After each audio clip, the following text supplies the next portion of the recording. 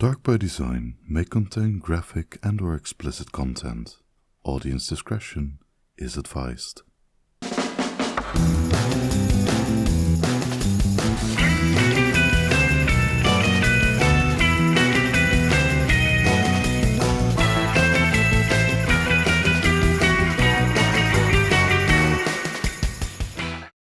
Hello and welcome. I'm Rachel. I'm Bev.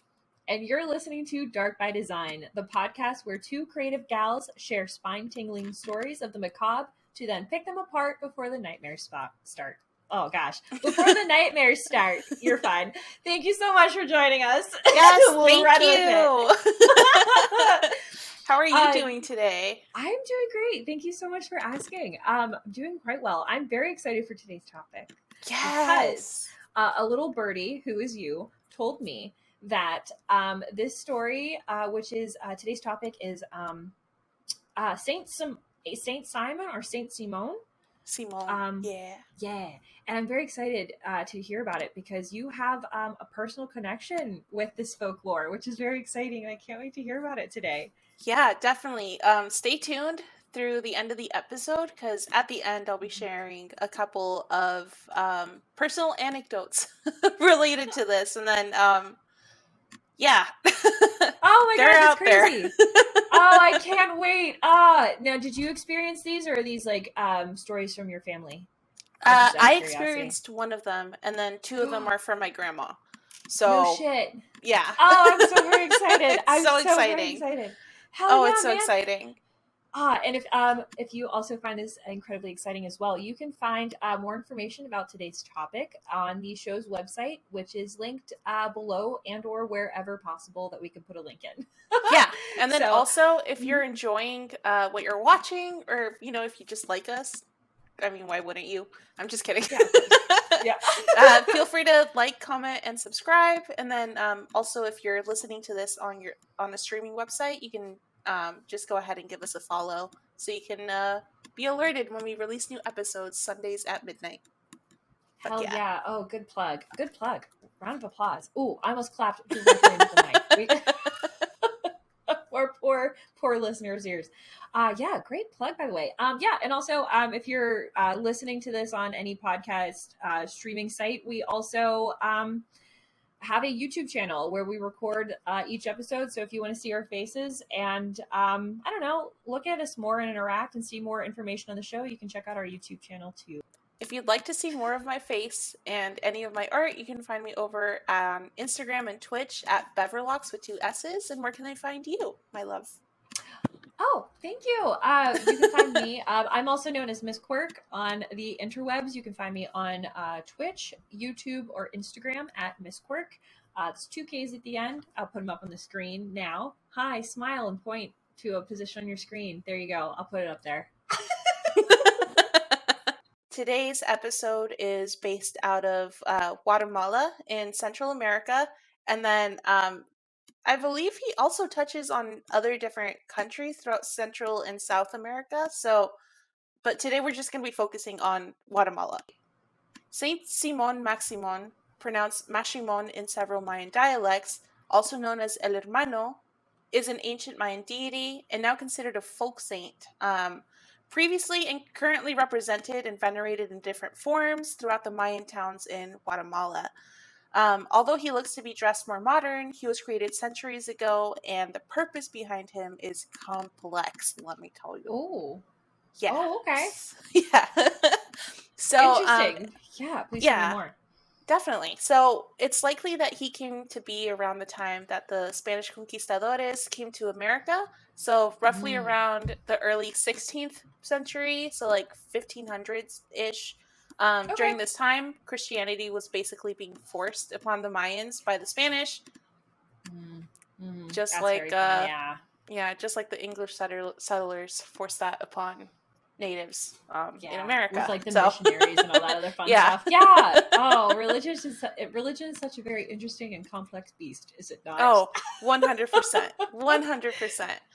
But yeah, so it's believed that El Hermano actually existed prior to this, but he was designated as a saint due to religious syncretism. Yeah, so we're not going to make this like a whole religious episode, like going like deep diving into Christianity and all the horrors behind it. But sorry to anyone. No, I hope it's I didn't just fine. block people out with that. But I do believe that it's important to understand the backstory in order to get what we're going to be talking about. So religious syncretism is basically when two or more religious belief systems are blended into a new system. That's fair. Yeah, like I know you're going to probably talk about like the Mayans, for example, but you like, gosh, this has been like seen like for all over everywhere. Like for example, like the Virgin Mary actually came from like Mesopotamian goddess of love, war, and sex. Her name was the goddess Ishtar. Yeah. Oh, that could be a deep dive episode for Patreon. Oh, we should do that. Yeah, that'll be real fun. Oh, I love theology and all that other fun stuff. But also for like a newer example too, you can see this in like ancient Icelandic grimoires, which essentially was like books of magic that like Icelandic druids made at one point in time, essentially. And I want to say they were from like the 1600s, but they the magicians or whoever were asking like various Christian deities along with like Norse deities to like help them out with like their magic rituals and stuff, which is pretty interesting. And if you would like to learn more about it, you can check it out at Icelandic Magic by Dr. Stephen Flowers. Really good book on it. So, but yeah, no, it's been everywhere. But yeah, so it's a very interesting subject, and would recommend looking into it. But continue as you are, my dad. Maybe we can look into that too. That is really cool. Yeah, I think magic is so interesting. Yeah, or like so how like the human history has just like taken magic, or connecting like the like ancient druids and like their ties to like Dungeons and Dragons and like fantasy and how we depict it today. That might be really fun too. Yeah, that is so cool. That is so cool. I love it. That'd be something to look into. Absolutely. Like I said, religious is just a very interesting topic. Yeah, it's like so vast too because it's been going on for centuries now, like a millennia. It's just wild. Like ever since the dawn of time, I'm assuming like there's been some sort of religion. Belief. Like it's belief. That's a good way to put it. That's crazy. Wow. Yeah, it's really fun. Well, thank you for that. You're welcome. I did not know that. That is really cool. Yeah. Oh, there's so many fun little facts. Yeah. So in this case, with religious syncretism, Mayans were a polytheistic people who worshipped over, I believe, 165 gods. Oh my god. Isn't that cool? They had a god for everything. So it was like the god of the sun, the god of the moon, the god of fertility, who I believe was also the god of war. Like, oh, how fun. Wow. Yeah. There's like a lot of like God and war and sex and love deities. Yes, that's very interesting how those are tied together. But that's another cool topic for another question. No, sorry, that wasn't English. That's another question for another show. There we go. Fuck yeah. Oh my god, she wants to be a podcaster and she can't even speak English or even. You're doing amazing, sweetie. I'm gonna pull a Kris Jenner and just like, you're doing amazing, sweetie. Thanks, Mom. Appreciate it. It's a great fun time. Yeah. So, unlike many other religions, their gods were human-like, meaning that they were born, they grew up, and then they died. Oh, no shit. It's really cool. Yeah, so it's kind of, they were like human-like gods. That's a very interesting way of thinking about it. So it's like, it's interesting to see because if they believe that they went through this whole life cycle, then being introduced into this all-knowing, never-dying God that, Christians believed in, like, that must have been such a stark difference because they're like, how can someone live forever? Because, I don't know. And it's like, I feel like you also remove like a lot of personability. Is that what I'm kind of thinking out? Or like, how do you look at that person? Relatability. Yes, that's like the better word of it. Because you're like, oh, I'm a human being and I'm also going through these same stages of life like this God did. But now it's like, oh, there's like this more like God-fearing, powerful being. Yeah. Like, crazy. God-fearing versus like looking up to him. Yeah. It's a very interesting thought. It's like a huge, it's like a stark contrast. It's crazy. Yeah. But specifically, El Hermano is believed to be a mix of Mayan polytheistic deities historical figures specifically in the conquest, and then also biblical figures. So, Ooh. to Did you say begin, biblical figures? yeah, like I'll touch on it later, but like Judas, Sure. he's Okay, believed to be one of the like, what's it called? One of the influences behind how Maximon evolved into what he is today. Oh no shit. Okay. It's I pretty won't cool. ask any more questions. No. Oh my Ask God, all this the is so questions. cool. I love this shit. I just like to know how one pile of shit turns into another pile of shit. Sorry for swearing, Exactly. but No, it's true. It's all I'm piles a of sailor. shit. Yeah. Continue. Yeah, it's all bullcrap at the end of the day. Exactly. Oh man, you're hilarious. Have you ever heard Continue. that saying where it's life is a shit sandwich and every day you take another bite? I'm sorry.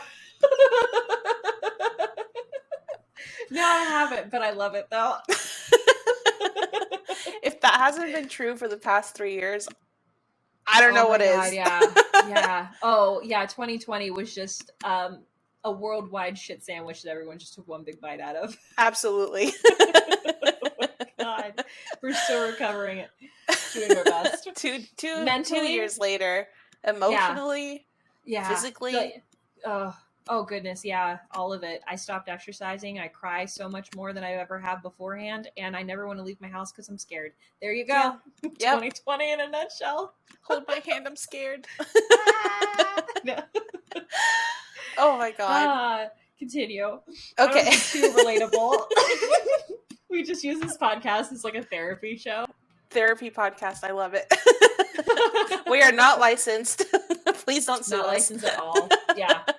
This is not good advice at all. We're just two women screaming into mics on the internet. Exactly. we have what more could you want? No background in anything. Yeah. We're not professionals. Absolutely not. I could never be. Yeah. So, to begin, the main historical figure behind the creation of El Hermano is Pedro de Alvarado, who was one of the Spanish conquistadors that eventually became the governor of Guatemala. This motherfucker was brutal, ruthless, and an all-around asshole, if I'm being completely honest. So, he was behind... Yeah. This fuck wow. Yeah, he's... What... Like, if you actually read into him, he is, like... He's horrific. Like, he's not a good person. He's not at all. He was behind the massacre in the Great Temple of Tenochtitlan. Yeah, in Guatemala. Oh my God. Yeah, so they just completely came in, destroyed these people's like lives, their religious beliefs, everything. Just completely flipped the tables and just brutalized the indigenous people. But yeah, he was also a ruthless tactician, taking no consideration when planning attacks against the enemy. So, a trickster, if you may. Holy shit. You know, I was actually... I was sitting here wondering in like a very like childlike mindset. I was like, oh, I wonder what it takes to become a folklore character. You murder many people. You murder. In a heinous, terrible way. Heinous crimes all around. Fuck your feelings. Yeah, right? Oh, man. There's like a part of me that's just like, oh, I want to become like a mystical urban legend. No, I don't. No, not if it means that either I die in a horrific way or somebody else dies in a horrific way by my hands. No. Okay, never mind. I'm going to I'll roll it back. Reeling it back in. I was like, thank you for that dose of reality. I get Thank you for coming to my TED Talk. Yeah, pretty much. It's the metaphorical shit sandwich that we just discussed. Yeah, you know what I mean? Exactly. You have to be a shit sandwich in order to become a folk icon, I guess. Pretty much. You got to take a real big bite of that shit sandwich. Really lean into it. Yeah. Oh, man. But yeah, so that was the historical figure that is behind him. So now we're going to go into the second figure, which was biblical. And I'm sure anyone and everyone who's ever had a Christian friend or who's ever gone to church or just anything, like if you know anything about Christianity, then you know who Judas Iscariot is. So He Oh, was he had a one. last name? Yeah, I didn't know that either until I researched. I was like, what the fuck? Like, I thought his name was just Judas. Like, did people have last names in the BCs? I don't know. And I went to Catholic school. No, I didn't. I went it wasn't technically Catholic school. It was CCD. It was like Sunday school, but on Tuesdays. Oh man, I learned nothing though. I walked Tuesday in school? from like, yeah, pretty much like a Tuesday school, yeah. But from like 4th grade on, I just walked in, and the first day of CCD, I would always look at the teacher and say, "Hey, I don't believe this stuff, so I'm just gonna sit here and read. You don't bother me, I won't bother you." And it was just like a mutual agreement. Yep. You're like, Yeah, I'm just and then- gonna take my seat over here. Yeah. You do your thing. Yeah, and it was nice, and like all each teacher would like knew me, like it was like all volunteers that would come and teach kids or whatever, but like they knew who I was. But then as soon as I hit middle school, I became goth, so I was just like the Satan worshiper that no one fucked with. So that was kind of fun.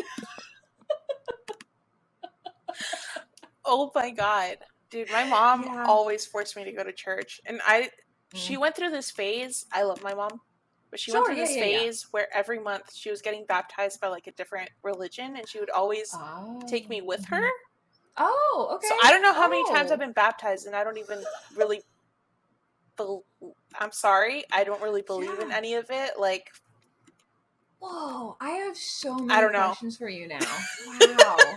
There was one, we went to a mega church at one point. She like dragged me there and had me baptized in front of like hundreds of people. I was like,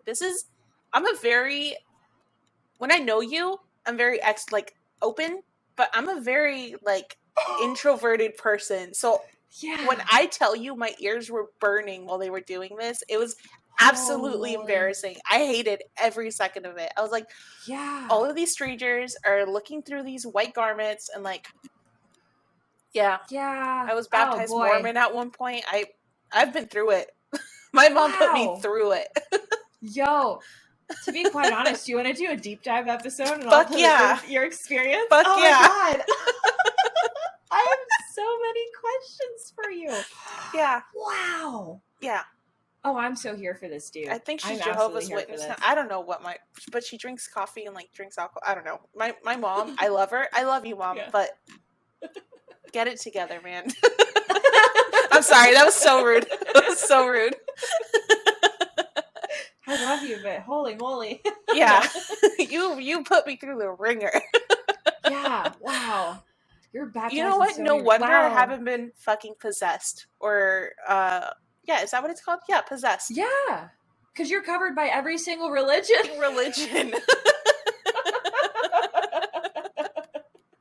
Nothing can hurt you. Nothing can harm you now. Nothing can touch me.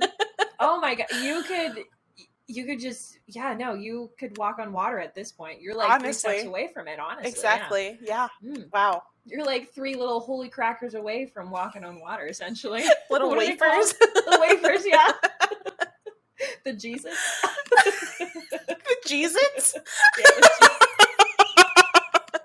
Sorry. That's a really old joke, but I love to tell it.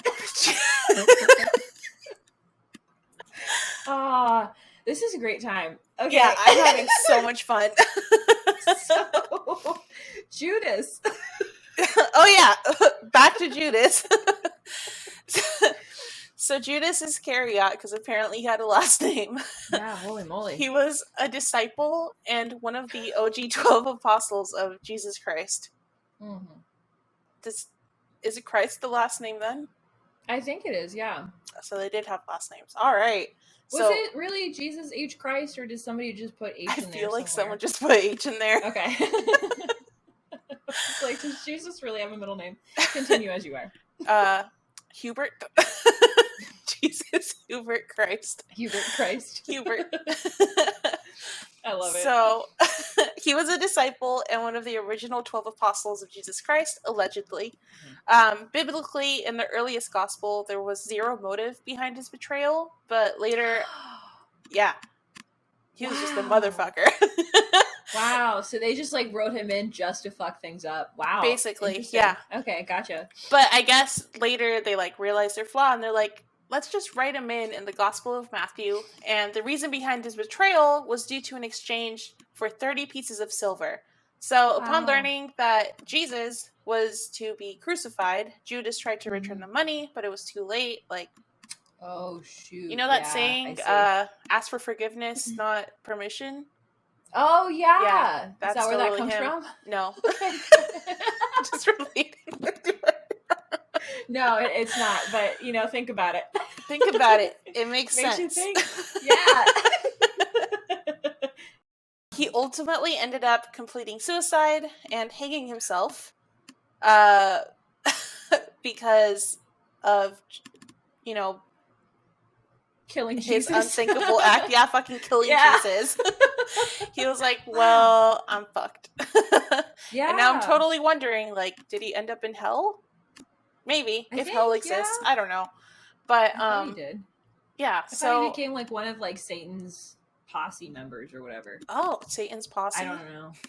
Satan's pussy. I couldn't tell you. Satan's pussy. Pussy. Bringing the P word back 2 episodes in a row. Hello.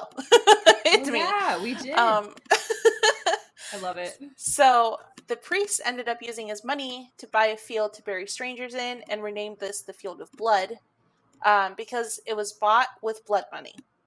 Oh, holy shit. Is this in the Bible? It's kind of fucking metal, honestly. Yeah, I guess it's in the metal. I think it's in Gospel of Matthew, but don't hold me to that. If you know where in the Bible this was, please drop a comment below. Down below. Yeah, Ooh. We'd love to hear it. And, any facts that you have that we may have forgotten to include, if you drop them below, we'll bring them up in future episodes. I'm not gonna lie, I like shitted on Catholicism and like the Bible for a really long time, but these stories sound really metal. Like, they're pretty metal. Tell us any more like metal Bible stories that there are. I kind of want to read about it. Yeah, it's freaking crazy. Like when you don't read it with like the way that it's written, I guess. Yeah. Mm-hmm. If you just read it as a story, it's pretty metal. Interesting. Yeah, no, I'm gonna have to do that now. Oh, I'm gonna shock my parents when I tell them that. Hey, I'm like, hey, I read the Bible. My mom's gonna be like, wild. You're like, oh, thank Christ, right? You're like, after 17 baptisms, Mom, it's finally kicking in. I'm here. Jesus, it me, ya girl. Yeah, so later in both of the Gospels of Luke and John, there's strong suggestion that Judas was actually possessed by Satan.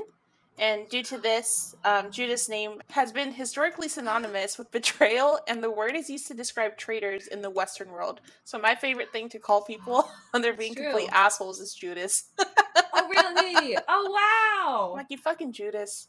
I don't even believe in it. Though. Yeah. Yeah, same. But you know what? That is a powerful name, though. Oh, yeah. So that was the second figure. So the first one was Pedro de Alvarado, who was the conquistador, and he was brutal and horrible. Second one is Judas, who was horrible and a betraying asshole, I guess. So that's already 2, and they're both kind of horrible people. Thirdly, Mam is likely to be one of the ideologies behind El Hermano. So Mam means grandfather or grandson, and is a kinship term referring to deities, specifically among the Zutujil, I think. Zutujil, something like that. Mayans of Santiago Atitlan, Guatemala. Their Mam is Maximon or Maximon. So, that's where the name comes in from. It's pretty cool. I see. Yeah, so there he's considered a deity of merchants, travelers, and witchcraft. He is very like Judas and is especially venerated during Holy Week. Ooh, when's Holy Week? Is that I think that's Easter. Okay, got it. Like around Easter, they do it for like a whole week. So like in Guatemala, it's pretty cool. They, depending on like what town you're in, it's a very Catholic country. Gotcha. So during Holy Week, they'll have like a life-size cross, or what's believed to be a life-size cross of what Jesus was nailed to. Yes. Sorry, just clapped. But they'll choose someone from the community or a couple of someones to carry that cross around like Mhm. from the church, and they'll like parade it around, and there's people like carrying like a 6-man team carrying like coffins and stuff like that, and like chairs Holy like moly. with like the Mother Mary, stuff like that. Mhm. And they carry it for miles, kind of to like represent the burden of Jesus's dying on the cross, I guess. Gotcha. Okay. It's Wow. intense. Yeah, holy It's moly. intense. I kind of want to see it. Like, that looks like very, like, an interesting thing to see. Yeah. Oh, And it's like a wow. really colorful time too. So like just seeing those two things is such a stark like contrast. It's crazy. Oh, yeah. Yeah. Oh, that has to be a sight to see. It's interesting. We should go someday.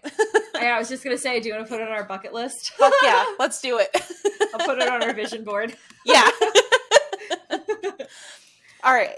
So we got the history out of the way. So now we're going to move on to the mythology, which is probably my favorite part of this. Hell So, yeah. I think it's everybody's favorite part. Fuck Let's yeah. get weird. Let's get into it. Yeah. So many people believe that Maximon represents both light and dark, and that he's a trickster. So kind of like Loki, if you will. There are currently 3 different origin stories for, different origin tales of El Hermano, depending on where exactly the venerator is from. In most legends, Maximon is thought to have been an elder who reincarnated in order to protect his village. So this came about during the time of the Spanish conquest, where said elder encouraged his people to rebel, which ultimately led to his execution. Yeah. So we're going to go back to the word mom. So this mom or grandfather reincarnated and returned in the form of a judge who fought to give land back to the natives of Guatemala. So this is one case where Maximon is considered to represent light, because he fought for the well-being of his people. He's like the vengeful, like, local native spirit. I love that so much. I love it. He's a folk icon, but the good kind. Yeah. Yeah. The kind we like to root for. But yeah, so that's the first one. In another legend of unknown location, but still in Guatemala, he was actually hired by fishermen in order to protect the virtue of their wives back in the village. But Maximon did the exact opposite of that and slept with all of them. Oh, fuck. Yeah. Oh, fuck. So that was Could kind you of rude. imagine? Oh my god. Yeah. Yeah. I would be so mad man. if I came back from a fishing trip. Hell yeah. Do you think, like, all the women knew that he was sleeping around? Maybe. Word had to get out. I just imagine it being like a huge orgy. You know what I mean? Yeah, that's what I'm thinking. Yeah. Like, he just, like, comes back. Like, all of, like, the fishermen come back, and he's just, like, a harem of their wives. Yeah, exactly. Yeah, they're all living in, like, I don't know, like, a little commune now. And be like, no, we, like, what's his name? Who played the Joker? 30 Seconds to Mars guy? Oh, God.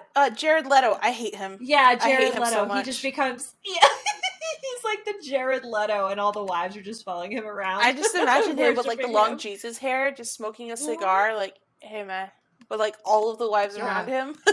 Yeah, as everyone just, like, sits there and listens to what he thinks about life. Yeah, exactly. I'm so excited for it. Yeah. His verbal manifesto. Yeah, I love it. Oh, my God. But yeah, so this is a case where he probably represents the darkness because of what he did. And then the last origin tale is in Santiago Atitlan, and it is actually believed that he was never a man to begin with, but a wooden effigy created by shamans in order to protect the village from witches, which is crazy because shamans and witches, I feel like they're almost... Aren't they not? Yeah. The same? They're not that different, right? I mean... oh God, I said what's the difference? There is a difference. There has to be a difference. So there wouldn't be 2 different words for it. But I'm assuming, I'm not quite sure. I actually have to look into it. Maybe we can look into that. Yeah, maybe it's like a regional dive. thing. I guess everything's regional. Yeah, we'll look into like shamanism. That's also something else. I have actually never looked into it before. Me either. Of course, I've done like the Wiccan stuff. I've done like the witchcraft stuff. Spirituality stuff, but I've never looked into shamanism. It's really cool. I'm imagining it has more to do with like nature. But then again, witchcraft does too. So Yeah, I don't know. Maybe it's like a regional, maybe like the origins or come from a specific region and then those practices from Maybe that specific region. Yeah. Or what? I don't know. We'll look into it. Fuck yeah, we will This look is into another it. deep dive. Yeah, I'm here for it. Hell yeah. So in this story, Maximon tricked and ended up harming the villagers, so the shamans twisted the effigy's head around and broke his legs to stop him. It literally took all of that to make him do his job properly, and this is likely the in-between version of the light and the dark, where he's there for protection, but you also see that trickster aspect come out, because he's like, yeah, like, what are you gonna do? I'm just a wooden effigy, but then they broke him. Gotcha. But yeah, so those are the origin stories. So nowadays we're going to move forward to, the past century or so. In modern times, El Hermano is venerated and worshipped all throughout Guatemala. So, however, there are two main forms of worship depending on where in Guatemala you are. So we're going to look at Santiago Atitlan, which we brought up before, and then also San Andres Itzapa, which we'll bring up a little bit later. So Sure. In Santiago Atitlan, it's actually near a lake. If you ever look up Lake of Atitlan, it's actually really pretty. It's huge. Ooh. It's very scenic. Oh, how fun! That's another place we have to yeah. go. We're gonna make a map. Yeah, just like go to different places. Yeah, it's so much history. But in Santiago Atitlan, El Hermano resides in a different household every year. So literally, this giant statue is in someone's house for a whole ass year. Oh. I'm going to send you pictures of what he looks like, and we'll put pictures up on the screen here too, so that you know what he looks like once I get into the description of him. But once you see him, he's kind of scary looking for me. He kind of represents what I think the Hat Man looks like. So that's something we can touch on a little bit later once we bring up the pictures, but I'll just continue with this here. So, as he moves around houses, there's special attendants devoted to him year round. They stay alongside him and they just smoke and drink with him throughout the year. So that is literally their job. If you have the statue with you for the year, the community kind of helps you pay your bills and stuff like that, because you do have to devote that whole year to him and be devoted to the statue. So imagine your job being just fucking drinking and smoking with the statue. Fucking cool. So metal. For an entire year. Oh my God, it's amazing. It's so cool. And people pay you to do it. Because if you don't, you're going to curse the town or something. Basically. Wow, could you imagine? It's so cool. Oh, man. Okay, so do you want to move somewhere by chance? Let's for fucking a do year? it. Fucking do it. Let's fucking do it. I'm so down. I want to move somewhere else. So fun. Heck yeah. There's just so much of this world to explore. Why limit ourselves to one country? Exactly. And not taking care of a deity where you have to drink and smoke with it all day. Exactly. You know what I mean? Exactly. That sounds like a great job to me. Yeah, too closed-minded of us. So when he's moving between households, the public is not allowed to see him. So, I mean, they can see him from afar. If they put the deity, in the living room, they have, the screen door or something. You can look in on him, but you can't actually go in and, worship him or anything. It's just the owner of the household and then the special attendants. Okay, that was going to be one of my questions is, do people just can walk into your house, but there's, a certain form of privacy for it? Interesting. Yeah. Okay, I see. The public does not come in direct contact with the Hermano in this case. Rather, the attendants deliver the offerings to the image, of which the most popular offerings are money, tobacco, and moonshine. Pretty cool. Oh, wow. Yeah. Yeah. So cool. But just imagine drinking moonshine all day. I would be so fucked up, 24/7. Oh, no. My stomach would not be having a great time. I mean, yeah, same. I'm could you instead of tobacco, could it be weed? And then instead of alcohol, can it be I don't know, water for my cotton mouth? Like some, like, I don't know, Doritos or something too. Every once in a while, might change it up. Hey, Tostino's Maximon, pizza you want rolls, some if you don't mind. Doritos? Yeah, I was like, listen, you've been doing the same moonshine and tobacco stuff for years. Can I introduce you to another form of green Totinos. and blue with a side of red sauce? Have some Mountain Dew. You need it. Yeah. Oh, that's my other green. That'll be perfect. So good. I'll I've been turn into into a grape gamer. soda lately. I don't know why. Oh, hell yeah. Because I hate grapes. Grape soda slaps. It's so good. It's the best thing in so the world. good. Yeah. Grape juice is weird. Grape soda is amazing. Yeah.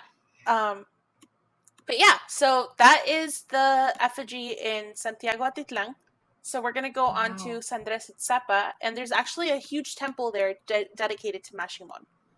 Instead of residing in a specific household and having dedicated attendants, the effigy is always accompanied by shamans, burning candles and having popular offerings such as corn, candles, and flowers. So due to El Hermano having a temple in this case, it's not rare to see thousands of people from all over Latin America making a pilgrimage to the site. Oh, wow. So, like, just there, you can kind of see the difference between the offerings even. So, like, one of them is, like, more indulgent. So, like, the alcohol, the tobacco, moonshine, money. So, like, you can see the difference between what kind of worship the different towns do. Whereas the other one is food, candles, flowers. I know in some cases they like to give a lot of candy. So if I were to visit one of these, I think I'd go to the temple, just because it's a little bit less dark. Sketch, I guess. Yeah, sketch. Yeah. It's not someone's house. Exactly. That's very interesting. Yeah. But all right, so we're gonna go on to what he looks like. So as we describe this, we'll have the picture somewhere. We'll probably like cut it in. Maybe we'll figure it out. Oh, for sure. But oh yeah. Don't you worry, I got it. Yeah, you editing queen. I love you. Thank you. Onto his appearance. So he has evolving attire depending on where you see him. So most of the time, he's represented as a man of means. So like really wealthy. He's dressed in black, so like a black suit with a white shirt, with a cigar in his mouth, cane in hand, sitting in an old chair. So like very regal, like an old man, like a grandpa you're kind of scared of but admire.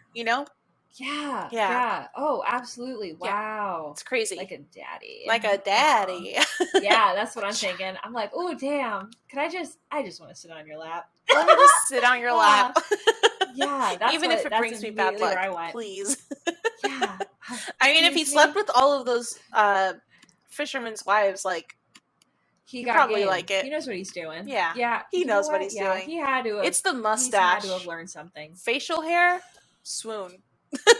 True. That's where it's at. That's where the magic's at. Exactly. In an article written by National Geographic, Maximon is described as the liquor-drinking, chain-smoking saint that answers prayers too taboo for Catholic saints. Wow. That was literally the description, and it's actually, it's like right on the nose. I love it. Yeah, no, honestly, that's an amazing description. Yeah. I want that on my tombstone. Ooh! Miss Quirk, the liquor-drinking, or the Mountain Dew drinking, weed smoking saint that answers prayers too taboo for Catholic saints. Hell yeah. Instead of Catholic saint. Hell yeah. Instead of Catholic saint, it's TikTok witches. There you go. Ooh, I love it. Thank you. But yeah, he has many roles as a saint. He's seen as a saint that makes dreams come true, challenges believers and non-believers alike. He brings wealth, success, fertility, and prosperity. But at the same time, he's both a friend and a fiend. Interesting. Actually, fun facts. He reminds me a lot of, it's a Haitian voodoo spirit named Baron Samidi. I forget how you say his name. Baron Samid? I forget how you say it, but it's something like that. Essentially, more of the story, the guy from Dr. Facilier from the Princess and the Frog. That's pretty much who he's based off of. Oh, that's so cool. So Baron Samedi is a Loa of the dead of Haitian voodoo. So Loa, or spelled LWA or LOA, are primary spirits of voodoo.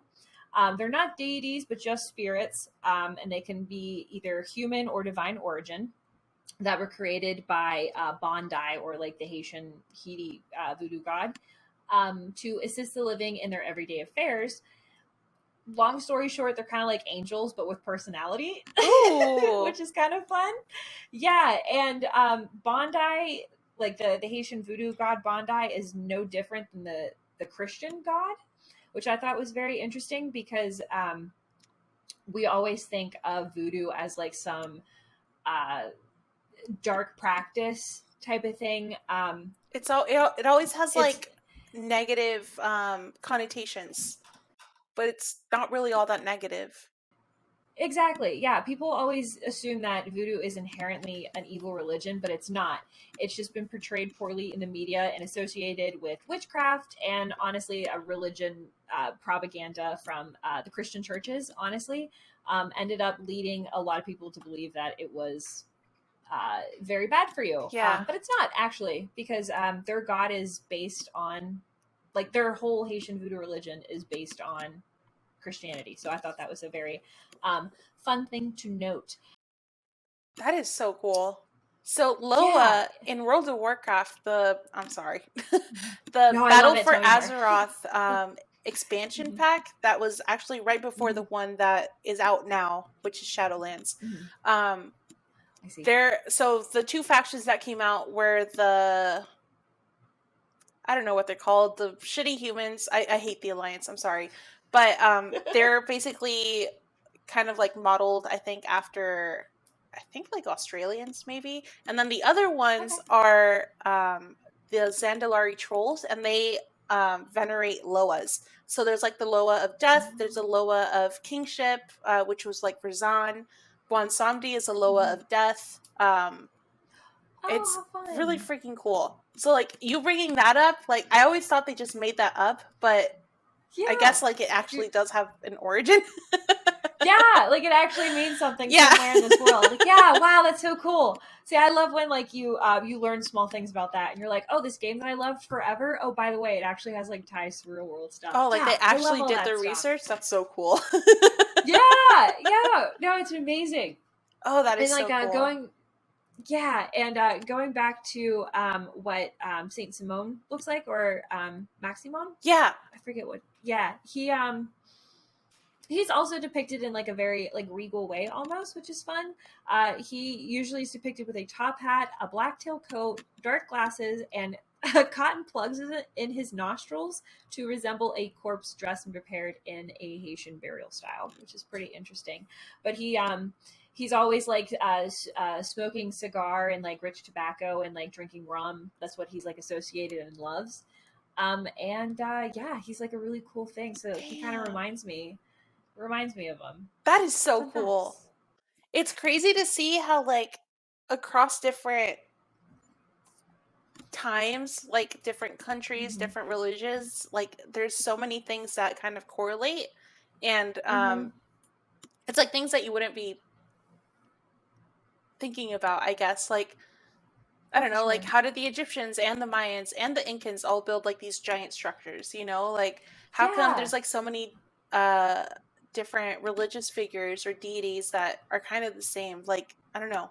It's crazy. Yeah, like who based what off of what, and then why did we all come up with like the same thing? And like I get it, like there's always like some form of like trade or communication, but like there's a lot of the times those religions didn't have, or those civilizations didn't have any communications with one another, and they still created like the same stuff from it. It's so like how does so cool work? It's so cool.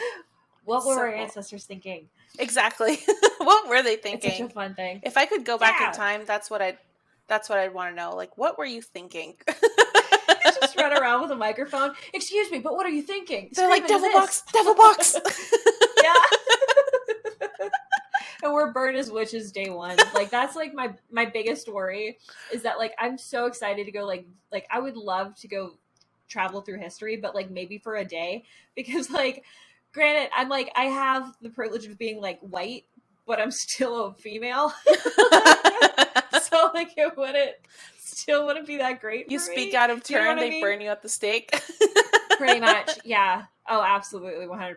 Oh And my like I God. know, like I'm too hyperactive. I would get immediately thrown in jail. I already know it. Labeled as the village idiot. I already know. I like to crack jokes. The village idiot. Oh my God. I'm just imagining like a little jester's hat. But Oh, that would be me. Oh my God, I'm the jester. I would be the jester. I love it. Yep. Thank you. Mm-hmm. An interview was conducted with members of the Catholic Church in Guatemala's Prensa Libre newspaper. Abelardo Ruiz Perez and Archdiocese mentioned that Maximon represents corruption. And then Hugo Estrada, a Catholic priest, even came to call El Hermano the devil. Yeah, so officially the Catholic Church considers any form of prayer or offering to El Hermano as witchcraft. And there seems to be like a very harsh divide between those of the Catholic faith. So there are those that consider him to be just completely sinister, and then like a sinister representation of a saint, so kind of like tainted. And then there's those who like wholeheartedly believe he is who he is, right? So like an actual saint. Gotcha. So from here, it should be noted that the vast majority of Maximon's following are actually practicing Catholics. So they just see him as this like unsanctioned, is that the word? Saint, I guess. Sure, yes. Like something still that's like not a good spirit. Yeah. Yeah, like still considers a saint. Yeah, kind of like. Yeah, I guess they're like, screw your roles, we're gonna figure out whoever we want. This guy gives us money, I'm gonna worship him. Yeah, pretty much. Wow. So they kind of like go off the road. Yeah. Just to worship him. Interesting. It's really cool. Now, you're probably wondering why on earth many higher ups in the Catholic Church consider Maximon to be blasphemous or even demonic. So yeah, that's why I was just like, please continue. I'm like, sorry why? if that sounded so rude. No. But I'm just like, please tell me more. I have a lot of questions. And I'm like, you're probably going to get to them. But I'm just like, ooh, shut it. Keep your mouth shut, Rachel. Don't you say a word. Button it. Yeah. Tell me your secrets. Tell me everything.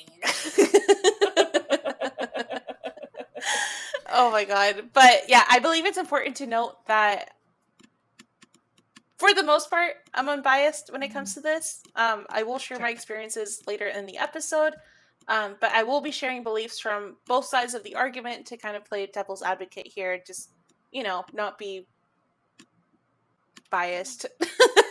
Sure. Yeah, so, do your best to be unbiased. Yeah. So to begin, the prayers to El Hermano honestly do seem a little bit ominous. I'm not going to lie about that. They're kind of scary. Ooh. Like, I'm going to be kind of scared to say this out loud, but it's okay. If I get possessed later, at least it'll make a great episode. So that's true. Yeah. So yeah, I'll get in contact with your partner and awesome. Just to make sure he can film you. Yeah, we'll live stream it. Hell yeah, fuck yeah. Patreon exclusive. Watch Beverly get exercised on Patreon only. Subscribe at the 3-tier level. Hey, you know what? If it's bad, you might as well try to monetize it. Exactly. Right? Fuck yeah. The Exorcism of Beverly. Yeah. Emily Rose who? Yeah. Oh my God. It'll be fun. We'll make so much money off of it. It'll be a great time. Yeah, so I'm kind of wary of repeating them here, and just in case I do somehow conjure anything after repeating this, just know that I love you and that you're one of my best friends. So, warning, if you're not comfortable hearing this, please fast forward about 30 seconds after I give like a little warning. I've gone ahead and taken the translation from a Vice article, which we've linked in the show notes below. And after comparing the original prayer in Spanish, it does seem to be accurate. So the Vice article gave the prayer in English, and then I just went onto some websites to verify that it was actually translated correctly. Gotcha. But yeah, so here we go with one of the most popular prayers, the Oración del Puro, or the Prayer of Purity in English. Again, if you don't want to hear it, if you don't want to conjure anything in your home, just in case, you can fast forward like 10-15 seconds. All right, so here we go. I conjure you pure in the name of Satan, Luzbel, and Lucifer. Dogs bark, cats howl, children cry. And thus, as you conquered the heart of your father and of your mother, thus you had conquered the heart of, insert someone's name here, for me. So that I will go through singing all the regions until the 7th region. That was rough. Interesting. No, that's okay. Dyslexia. By region, is that like the region of hell? Maybe. Singing through all the regions until the 7th region. I don't actually know. I think it might be, or it might be like the 7 continents. Are there 7 continents? There are, right? I want to say yeah, but again, I'm an American. Same. I didn't take Public geography. School. Yeah, following up from that joke on episode 1. If we get something wrong, land location wise, Public school in America, baby. Oh yeah, we're doing our best. Yeah, trying my hardest. Doing better. But yeah, so that one starts off like the prayer with some not so great figures like Satan, Luzbel, Lucifer, like different demons, names, stuff like that. Just children crying, kind of ominous. Dogs barking, cats howling. You know, it's not that great. I don't actually know what singing through all the regions until the 7th region means. And I also don't know if it's called the... I don't know. If it's called the Prayer of Purity, then why are they putting, like, demonic names in there? You know, that's just something I was thinking about. Because it's kind of, like, counterintuitive, I guess. Yeah. But... maybe he's, like, a dark saint? I'm not quite sure. Like, maybe. You know, the evil saint? I don't know. I'm not... Who knows? Wildly speculating. Yeah. That's all. Wild speculation. Wild speculation. But yeah, if we're looking at the other side of the coin, Maximon is more of a you scratch my back, I scratch yours type of saint. So one of the texts that El Hermano's followers live by is the Oración de las Siete Velas, or the prayer of the 7 candles. Each candle color represents something different, but I'm going to just kind of quickly touch on 2 of the most used, which are the green and the black. So green candles represent hope, mastery of a loved one, so I guess kind of like a love spell, good outcomes in life, and to exile the negative. So like if you're trying to bring positivity into your life, love into your life, money, etc., use the green candles. Yeah. And then the complete opposite of that are the black candles, which represents removing murmuring tongues and confounding your enemies. So like if, let's say someone's doing like brujeria on you, which is like witchcraft in Spanish, you'd want to use the black candles in that case and like do the prayer to Maximon so that, you know, they can't channel to your energy anymore. So I guess for the most part, it's not like hex you. Yeah, they can't hex you. That's a great way to put it. But yeah, I guess the black isn't really used for black magic. It's more for protecting your energy, and just kind of making sure that your enemies can't channel into you, I guess. For sure. Yeah, like that's like a kind of very similar in like witchcraft or Wicca. Like the color black isn't necessarily something evil to be afraid of. Yeah, it's not evil. It like also like represents like power and death and protection and like mystery sort of thing. So it's not like it's not a bad color. It's actually like a really nice color like this. It's like also I love protection. Black. Yeah. Oh man. Oh, it's such a good color. It feels so good. Fuck yeah. Oof. But tear up with a nice, cute little black dress. Oh yeah. Or power suit. I've been really into black skinny jeans, my black Birkenstocks, and then a black t-shirt, and that's what I'll wear. I don't care if it's 150 degrees outside. I will be wearing that. You can catch me in that. I don't care. I love black. I already love it. I love it. I love it already. Slap on like a red lipstick with that combo. Done and done. Yeah, I'm here for it. Chef's kiss. You're stunning. Stunning, darling. Stunning. Absolutely stunning. But yeah, so we went over two different prayers. So I guess the last one is in the temple of San Andres Itzapa. It's not so much a prayer, but more of like a message for those that are coming in to visit him. And it's said to be from Maximon himself, but just kind of like with the Bible, you never know if it was actually written by a deity or if it was written by man. In this case, more than likely written by a person. So Gotcha. Okay. it reads, negativity is not allowed. Do not come to me with the fist of candles to seek evil against your brothers and neighbors, because the damage that you seek for them will be given to you. Do not waste my time coming dressed as a wolf in sheep's clothing. Except, obviously, this is in Spanish because it's Guatemala. But, yeah, that's basically telling people to not come to him with, like, their bullshit. Oh, for sure.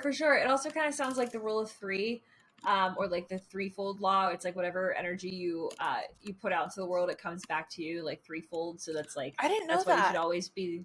Yeah, is that like what that's it's like called? a huge like.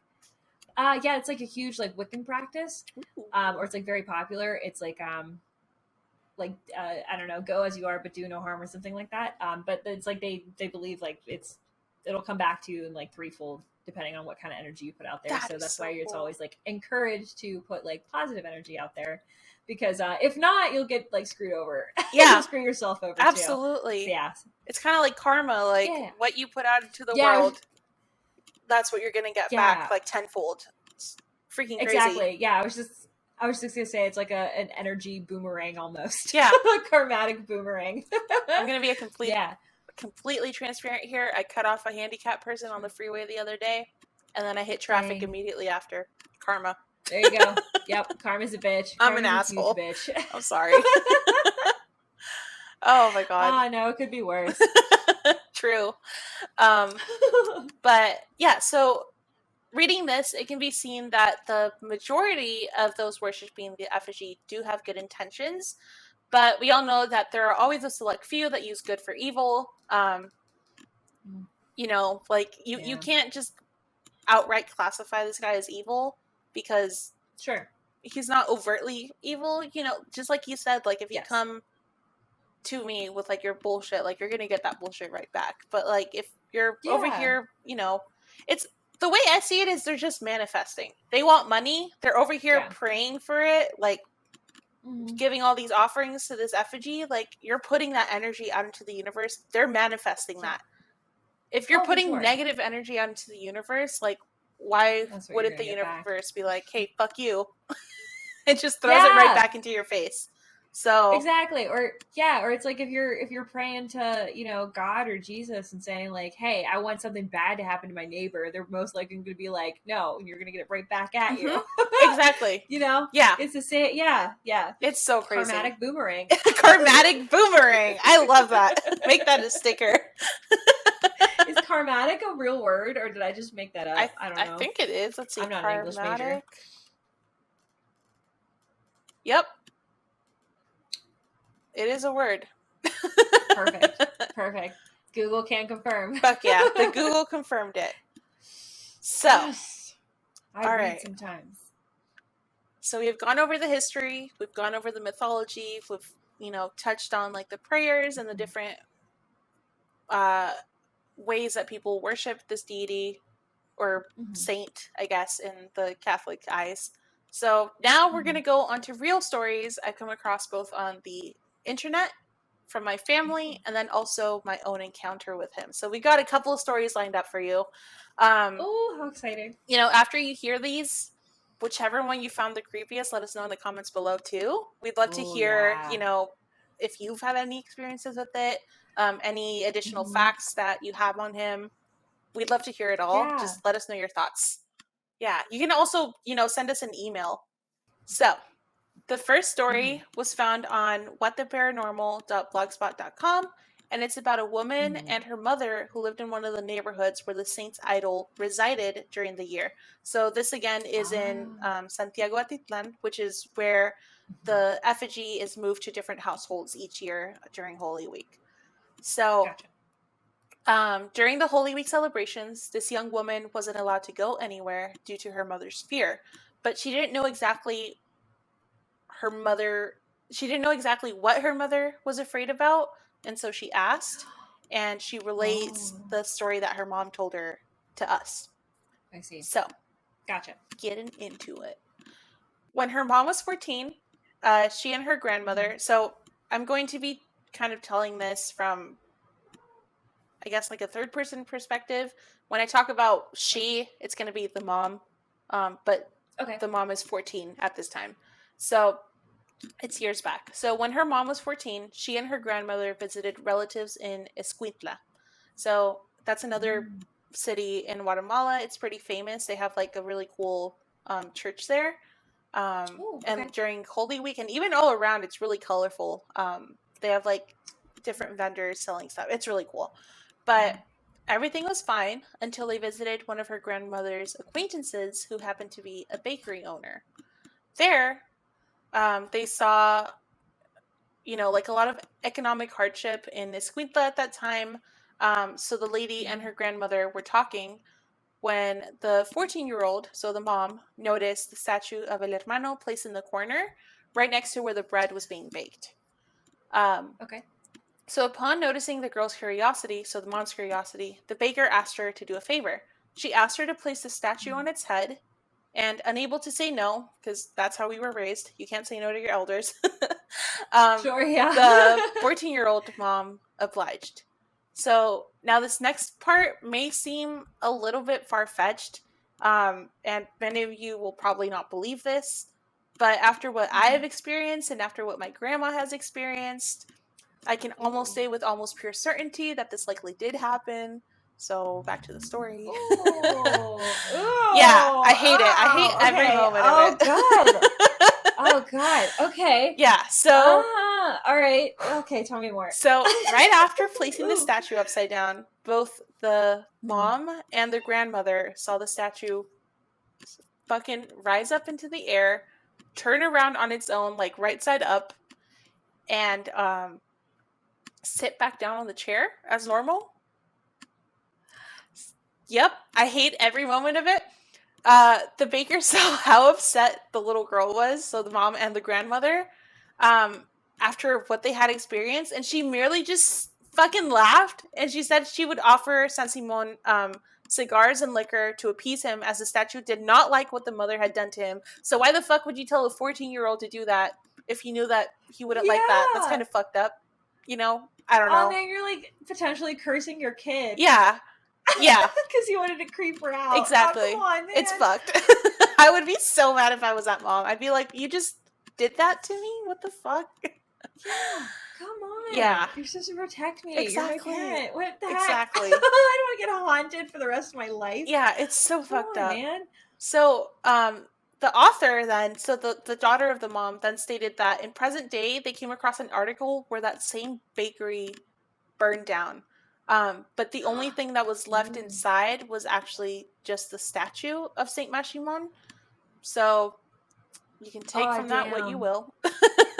Yeah. So, story on the internet, it's hard to believe everything that you read. Kind of like what we encountered last week with the Whistler.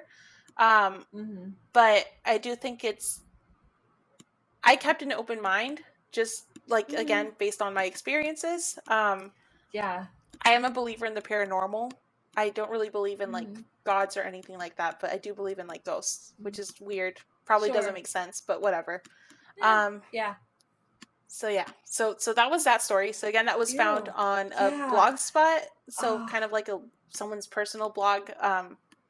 But now I'm gonna move on to another story. So oh my God. Yeah. This one's a little bit more personal. I'm even more creeped out. Yeah, I'm getting even more creeped out because you're like, yeah, can't verify that some of this stuff happened, like, because of your stuff. And now I'm just like, what have you seen, Beverly? Look me in the eyes and tell me your secrets. I will tell you all of my secrets. I'm so excited. Okay. Continue.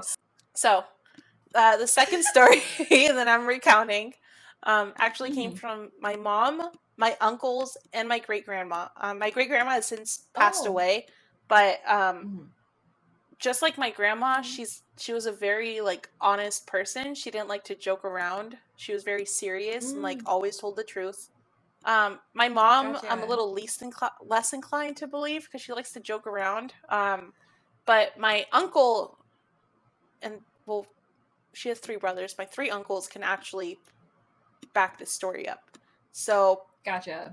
I'm a little bit more inclined to believe this. It's very bizarre. So again, if you don't believe that, that's okay. I do, because it's fucking scary. So let's get into this. Yeah. So, back in Guatemala, my mom, uncles, and great-grandma were all living in an older house, which was connected to a store that they owned. So my great-grandmother had a friend named Lydia, who she would bring around the house, and Lydia would help her pray to Maximon, saying that he can bring success to the store, bringing money, help with like taking care of the kids, etc., so that she wouldn't have to be working a lot. So my great-grandmother was like, all right, why not? And took the statue in. For some reason, they placed the statue at the foot of one of my uncle's beds. So there's two twins. They were both like 7 or 8 years old. Then there was my other uncle who was like 10, and then my mom who was like 12 or 14.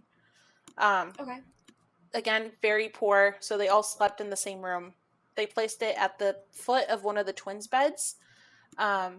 Gotcha. But yeah, every night when they would go to sleep, my great-grandma would wake up to the smell of sulfur, poop, and rotten meat. Oh, no. Yeah. Oh, no. Yeah. Oh, no. Yeah. Oh, that's it's absolutely disgusting. If you have watched, and if you watch like any like scary movie ever or know anything about like demonology and stuff, they always say like if something bad's in the room, like it smells like rotten meat and sulfur and stuff like that. Oh, it's God. Bad. Okay. Yeah. Okay. So she would wake up to that. Hold on, wait. Every Let night. me buckle in. Okay, buckled up. I'm strapped in. Continue. I'm in for the ride. Let's go on this roller coaster. Okay. Okay, I'm here for it. Yeah. So when she would follow it, it would be coming from the kids' room.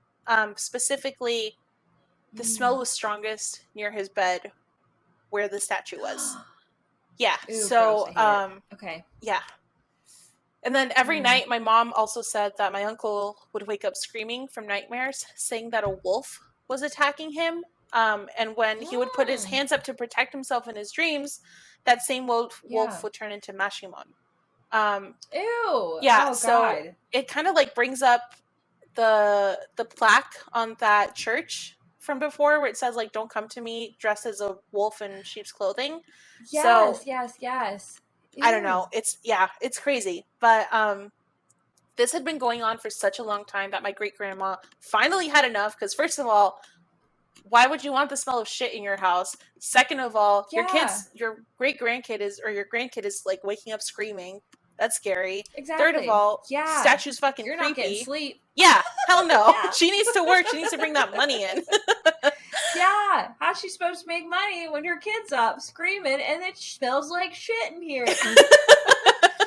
Like, oh wow. Yeah, it's wild. So, yeah, so she had enough, and she accused Lydia of practicing, what's it called? Brujeria in her home, so witchcraft. Yeah. Which in Catholic eyes is always deemed and like considered to be like very bad. Obviously now we know witchcraft is not bad. Like it's just, manifestation. Sure. And some places like take it super seriously still, but it can be super serious practice. Yeah, exactly. Like it's not like cute little TikTok stuff all over the world. Like sometimes it gets real brutal. Yeah, that's another thing we can talk about. That's another topic we can go down. Fuck yeah, let's do it. Gonna mark that. Yeah. All right. Absolutely. Fuck yeah. All right. So, she practiced Lydia of practicing brujeria in her home, and she told Lydia to come by and pick up the statue if she didn't want it thrown in the trash. So that same day, Lydia came over to pick up the statue from their house, but she pleaded with my great-grandma, asking her to give him one more try. My great-grandma went to pick up the statue because she was like, she was done with it. She's like, I don't want to give it another try. My house smells like shit. My kid is having nightmares. Yeah. Fuck you. Fuck off. Fuck you. Yeah. How big is this statue? Like, is it? It was like this big. Or... Okay. Yeah. Gotcha. So like a foot almost. Like a foot. Yeah. Okay, a foot high. So it's not that big. But you've seen what it looks like, and we'll put kind pictures of up again. Gnome? Oh, absolutely. Kind of. It's almost the height of a garden gnome, but he's sitting on a chair. He's like sitting, holding like a cane, like this, and then he has like his fedora on. He has the mustache. He has like a very stern look, and he's always holding a cigar. So I see. So it's like a very specific statue. Interesting. Okay, it's crazy. Mm-hmm. So Wow. when my great grandma went to pick up the Mhm. statue, again, this is a Catholic household. They have crosses everywhere. Yeah. They have religious icons Oh everywhere. gosh. Yeah. All of the crosses on the room, like in the room, and the pictures of Jesus just flew off the wall, nearly hitting my uncle on the head and my mom. Whoa. Yeah. Then all of the electrical Wow. cords. Yeah, I would not believe this if it hadn't been for my great grandma telling it, you know, because Yeah. I She was trust like, no everything shit, she Shirley. says. Yeah. Yeah. So Mhm. so that happened. Then all of the cords, Wow. they granted, like the electricity back then wasn't that great, but Sure. they still had like stuff plugged in, like the TV in the room. Mhm. So the cords ripped themselves out of the walls, started flinging around like snakes. My mom, Ew. uncle, yeah. My mom, uncle, and great grandma all saw Lydia seemingly just be pushed to her knees. And there was a belt in the room that just started to like tie itself around her neck. So like starting to choke Ew. her. Yeah. And Your great grandma's neck? no. Lydia, the Lydia's neck. Okay. Yeah. Yeah. So- Her friend. Yes. exactly. Oh, So wow. like you can just imagine like my grandma's like in the corner trying to keep the kids safe, and this lady's just in the Yeah. middle of the room like on her knees being choked. With a fucking Yeah. belt? With a fucking belt. And like the way my grandma described it, the belt was like Pulled up, so it looked like someone was like pulling on it. Yeah. Where'd the belt come from? Like from out the of nowhere? wardrobe. Yeah. But holy From the fucking wardrobe. So I'm just imagining this ghost like making itself or demon, whatever, making itself at home, like figuring out where all this shit is. He's like, oh yeah, I'm gonna fucking choke you with the belt, bitch. Like, Wow. I hate it. I've been here long enough. Exactly. Wow. But yeah, it looked like someone was behind her, choking her, but clearly there was no one there. Lydia started screaming, and she was pleading, like literally begging whatever force was choking her to forgive her and To forgive stop. them. Yeah. And everyone in that room started screaming. Everything going on. Yeah. So I'm just imagining. Holy moly. So like the way my mom described it, which kind of differs from the way my uncle described it. My mom described it as things just kind of like circling around the room, but my uncle described it more as things being thrown off the walls and like things on the floor being thrown up and like across the room. My great grandma Gotcha. described it that same way. So I don't think things were actually hovering. Things were just being thrown, you know? Thrown. Yeah. So, Wow. yeah. From like undescribable things that shouldn't be thrown, like things like are on the wall that nothing's touching them are being thrown across Exactly. the wall. Yeah. Like across the room. Fucking Oh hate my it. God. I hate it so much. Oh Hated my that for God. them. Oh my God. Oh my God. Okay, I'm not gonna lie. I have not read any of your notes because I wanted to be surprised. I was not expecting this at all. I thought it was going to be like this one time. I was hiding in the closet and I heard a scary noise in my grandma's house. And we were like, ooh, it's a ghost. But no, this is different. You're like, this is not what I expected, and I hate every second of it. Yeah. And I have been smoking weed this entire time. I'm on a whole new level of creeped out, but I'm so excited to be here. Oh my God. Yeah. Wow. Amazing. Yeah. Oh, wow. Yeah, it's fucked up. So you This can is just so lovely. Yeah. So you can imagine the chaos. There's there's 6 people in this room. Tiny little room. Sure. Everyone's screaming. Mhm. Shit is flying off the walls. You can imagine little kids screaming, like literally just panicking. My great grandma didn't know what to do, so she straight up just grabbed the statue that was in her hand and she threw it across the room. It shattered. Everything fell. Oh wow! Everything stopped. Yep. Wow. Ew. Ew. Yeah. Ew. So everything just stopped. Like it just from 1 second, complete chaos. The next second, complete silence. Mother. Lydia on the ground, fucking gasping for air. She's like freaking out. She's like trying to put together the pieces. My grandma kicks her out, or my great grandma kicks her out. And you know, again, accusing her of doing black magic in her home, which at that point I feel like was very likely. And my grandma's biggest thing, or great grandma's, sorry, we call her Mama Tere. So Mama Tere's biggest thing was she didn't even ask for permission to practice black magic in her home. She's like, if you had just asked, that's her whole thing. She was all about consent. Gotcha. I love it. Oh my god. Well, that's so like interesting because he's like so tied to like the Catholic religion there too. So it's just like some view it as like witchcraft, while others are like, no, he's actually like a good saint. Yeah. And, like, just don't piss him off. Yeah. So like, oh, that's so fun. So she might have actually been like trying to help out, like genuinely. Aw, the poor thing. Aw, or not, speculating wildly, but like, oh, that's so weird. Wow, yeah, that's so cool. How everyone views it. Ew. I grew up with Lydia. You'll see later, my grandma, even after all of that and after the next story, never let go of her as a friend. They say to this day, she's still friends with her. I don't like the lady. Oh, okay. I was going to ask. I was like, oh, tell me about Lydia. Yeah, no. So, like, a little backstory on Lydia, actually. So during the Guatemalan, like, civil wars in the 1900s, so the Guatemalan Civil Wars basically started when the American Fruit Company or something didn't want to pay taxes, and the president of Guatemala wanted them to pay taxes. They refused to pay taxes. The CIA ended up assassinating the president, putting in their own president, who was fucking horrible. Then it was just indigenous people and citizens of Guatemala against like the richer people and like the military. So she was a guerrilla. During that time, as a guerrilla, she like lost. A guerrilla is like a guerrilla, gotcha. Freedom fighter, basically. Yeah. So she was like living up in the mountains, like in the forests, in the rainforests with the indigenous people. They introduced her to him. But then she just took it to a whole different level and like did not use him for good. Whoa. Yeah. Holy shit. Okay, so this lady who was essentially like practicing like guerrilla warfare in a civil like war was like, hey, I got this really cool thing that you should try. Basically. I was like, yeah, okay, yeah, sure. Holy moly. Yeah. Wow, what a life. Yeah. What a life Lydia lived. God, is she still alive? She is still alive and thriving.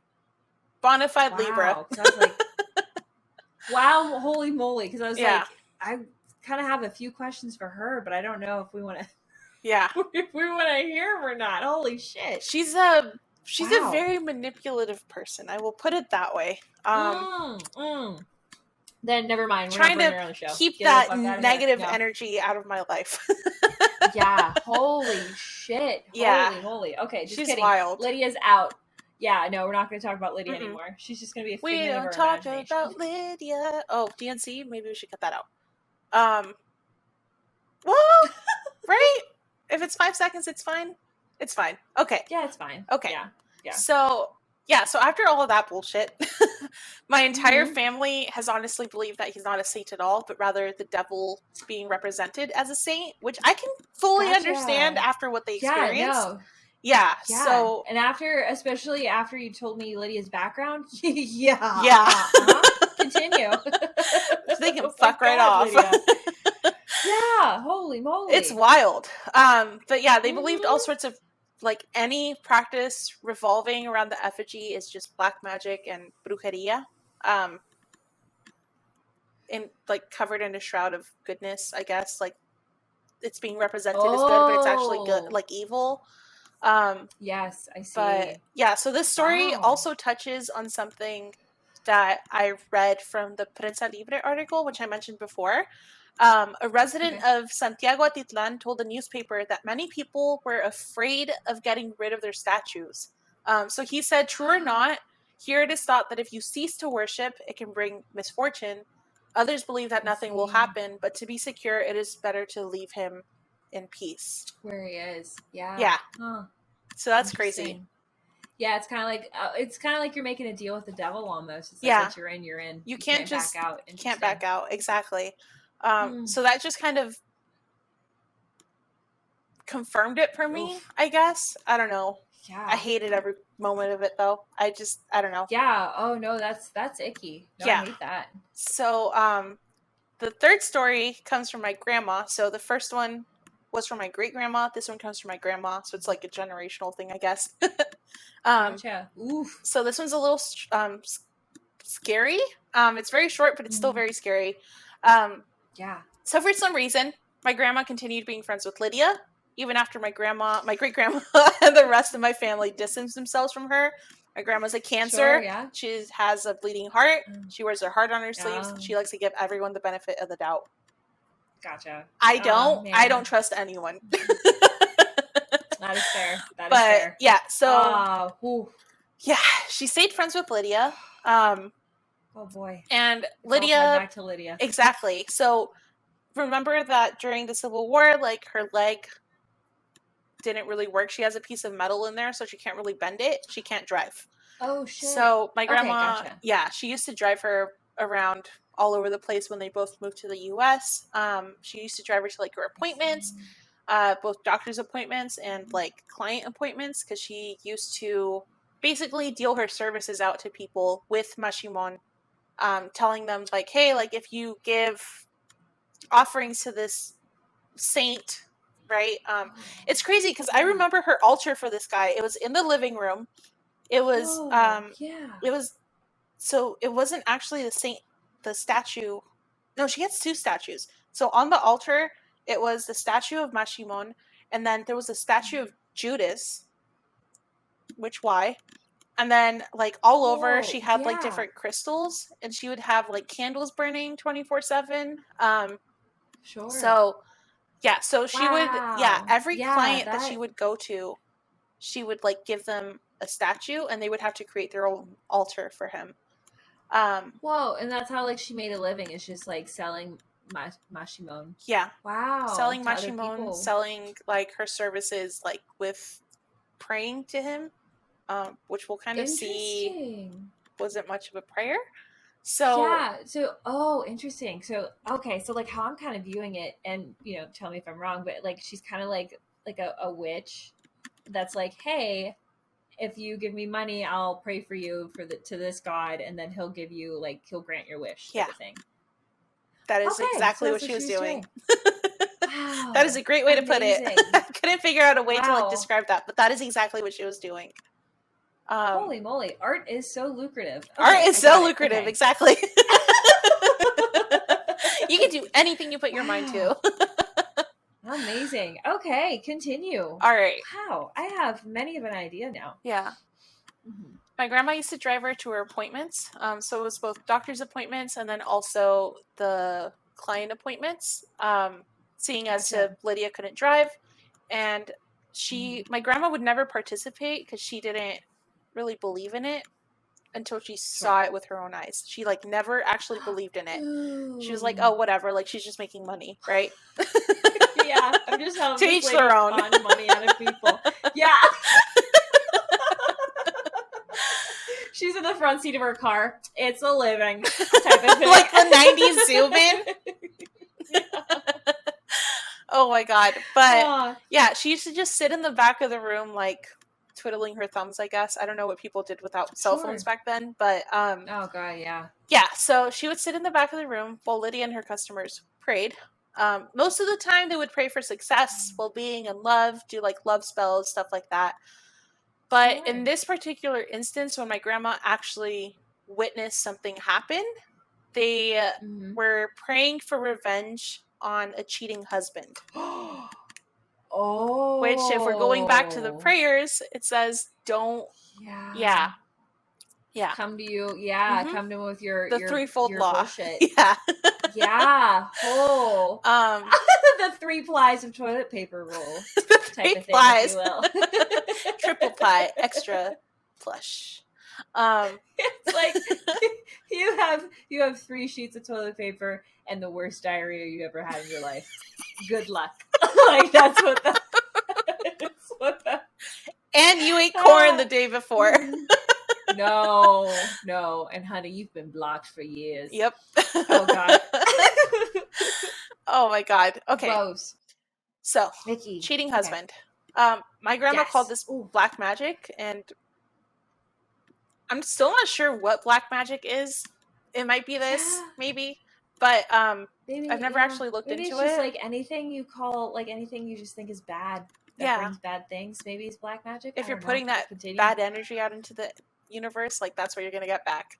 But Yeah. so while Lydia and the people praying with her were on their knees, eyes closed, which I don't know how she got on her knee because she can't bend it. So like I don't. Maybe she was sitting on a chair. I don't know. I know that other people were sitting on their knees or like on their knees. They all had their eyes closed, but my grandma was staring at them, and she straight up saw, with her own two eyes, a pile of actual fucking feces materialize out of thin air in front of the group. So, like, just imagine these old ladies in a circle, manifesting some bullshit, like, for a cheating husband, and then there's just, like, a pile of shit. Just, I'm just imagining it go, you know? Like, right into the middle of the room.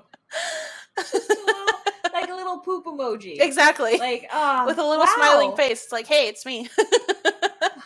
Hi. Yeah. What did I tell you?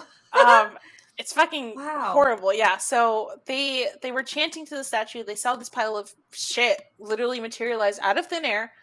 When they got to the second or third like iteration of the prayer, my grandma started witnessing glasses flying off of the cupboards. All the candle flares would shoot up. So like rather than just going like this, like every time they would restart the prayer, it would just yeah, flames would like enlarge and like shoot up.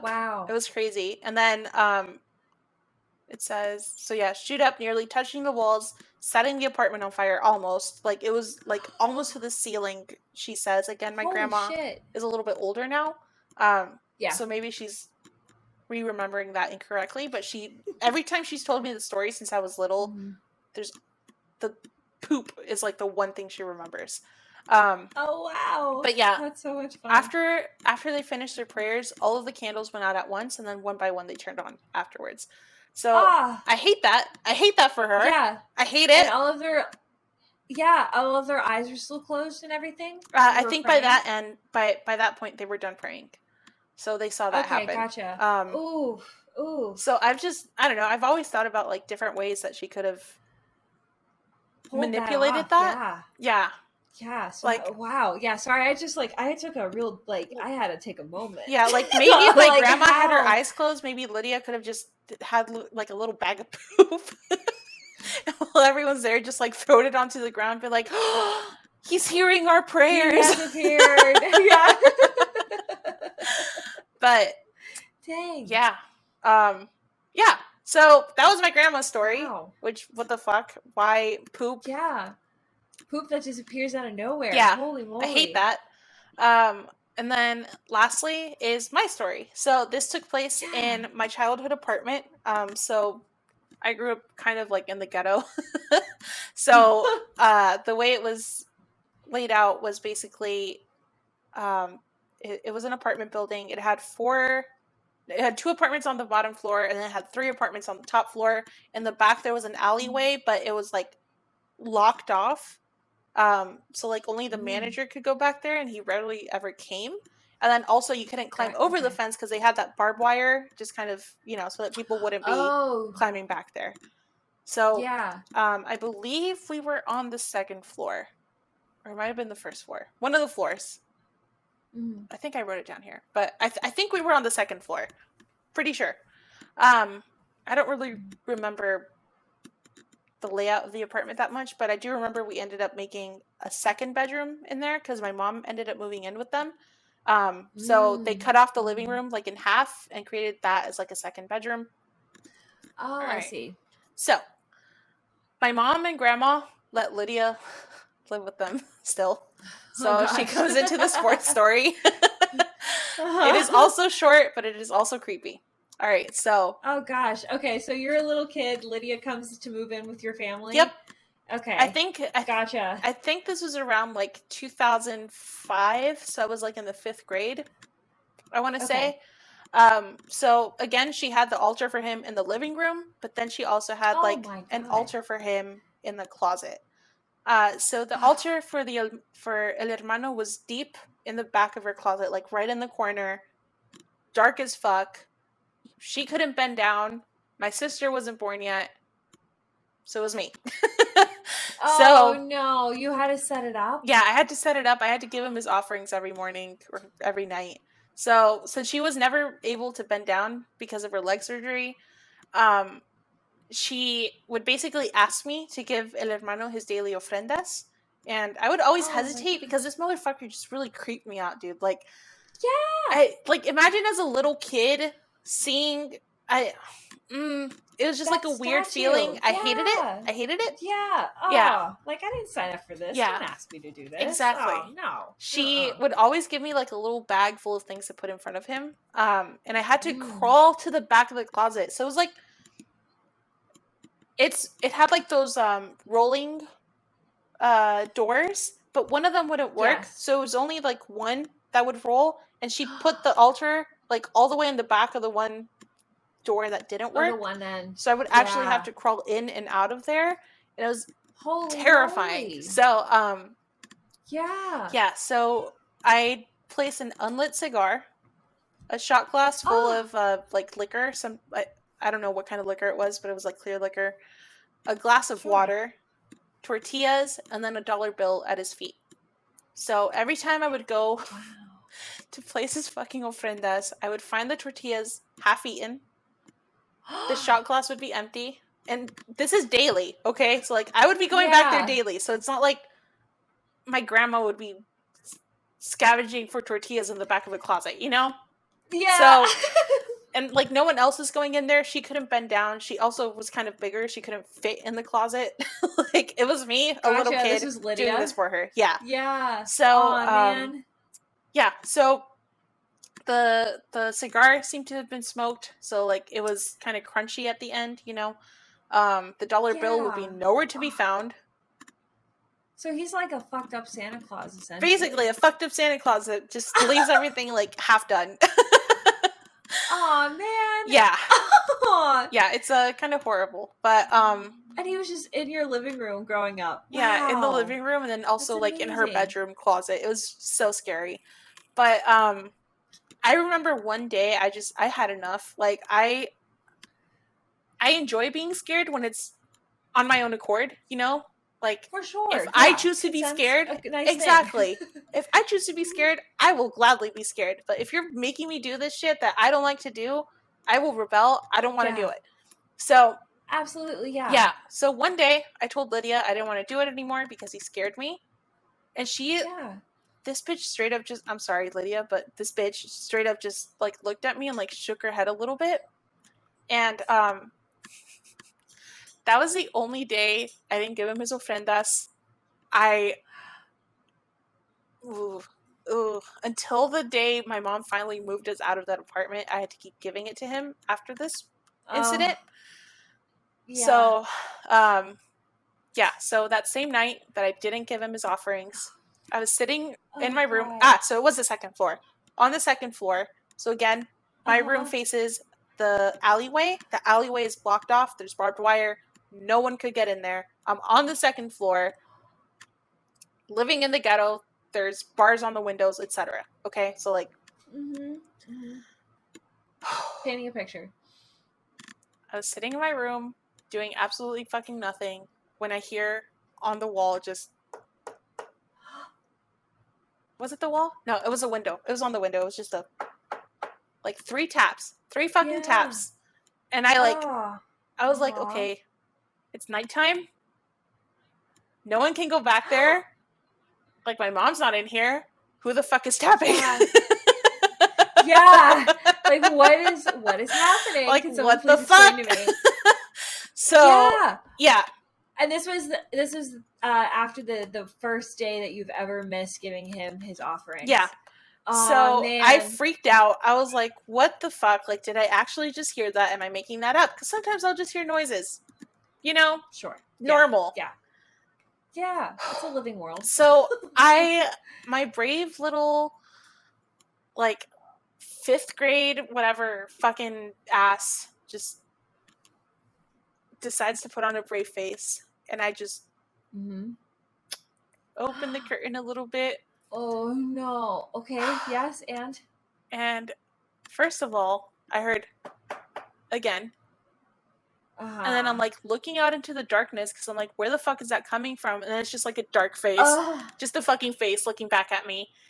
And when I fucking Really? yeah, so I don't know how to describe it. Imagine, okay, so it's dark.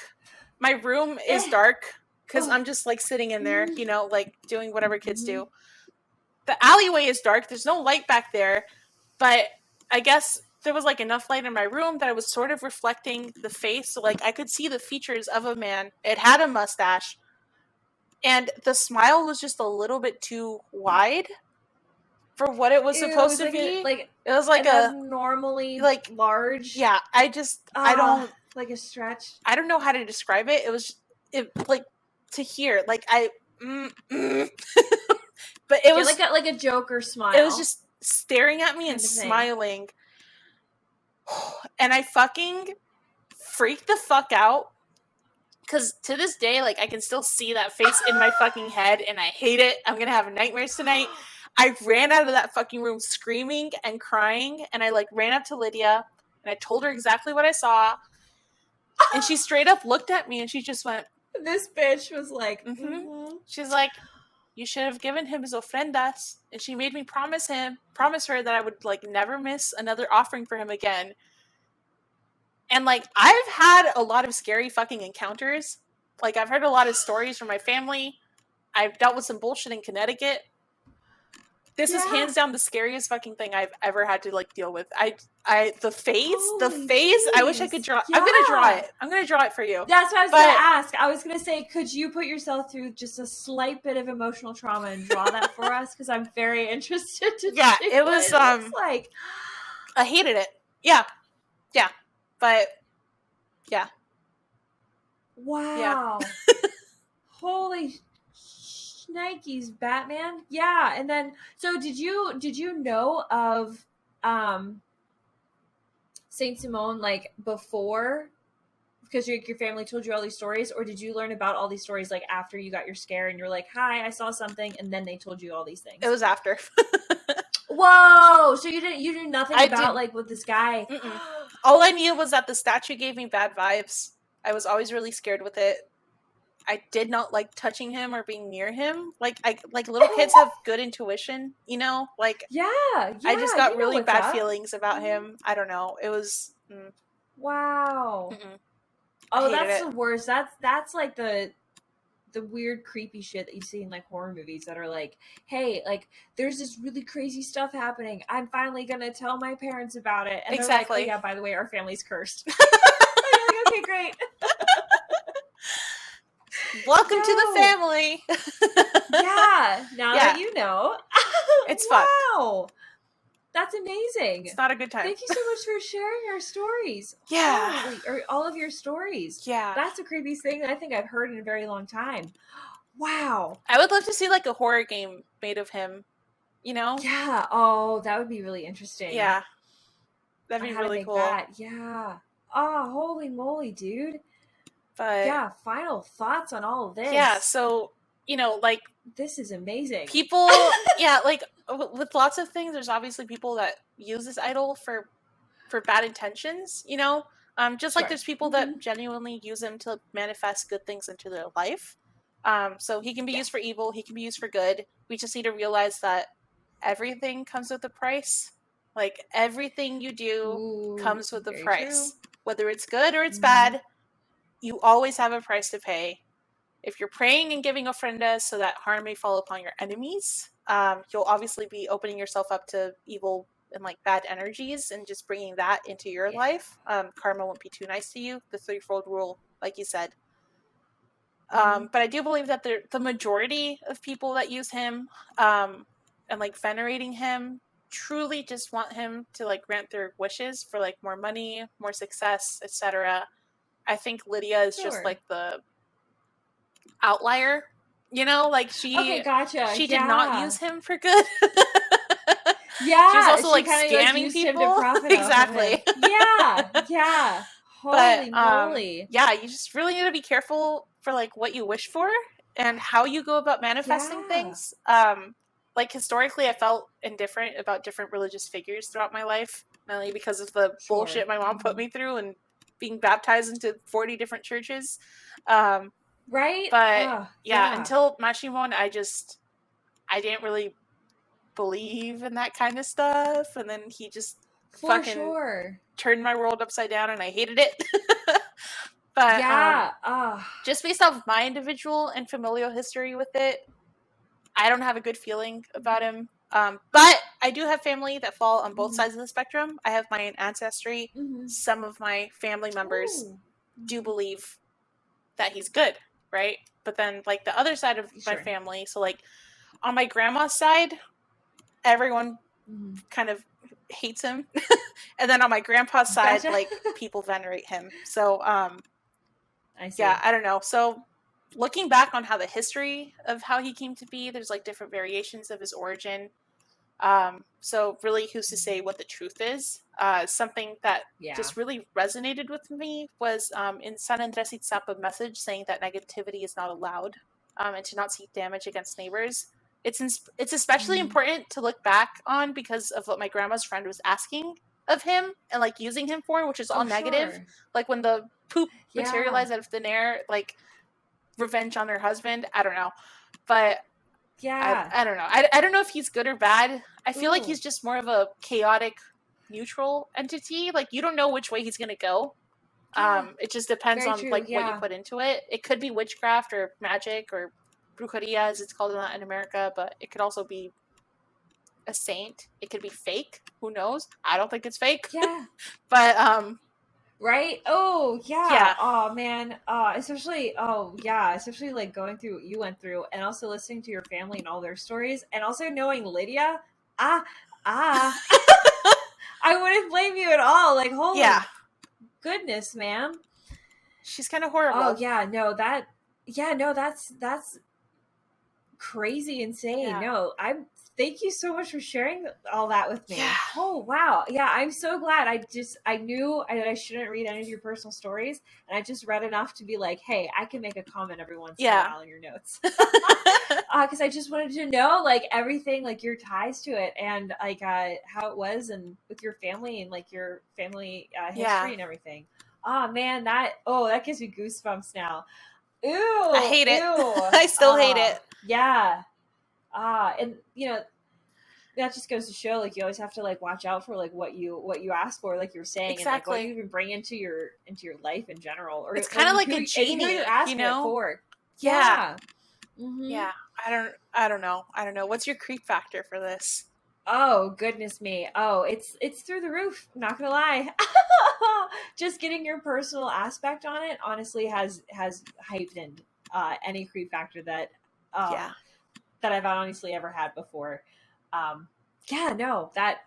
just it sends shivers on my spine. I hate it. I'm sorry. But I don't know. I think for me it's like a 7 out of 10 because I don't want to completely shit on him, because he is a venerated idol in, like, a lot of communities, like with my ancestors and stuff, and the indigenous people in Guatemala today. But I think it's scary to deal with, like, any unknown force, especially if you don't know what you're fucking dealing with, because you don't know what consequences 100%. Could arise.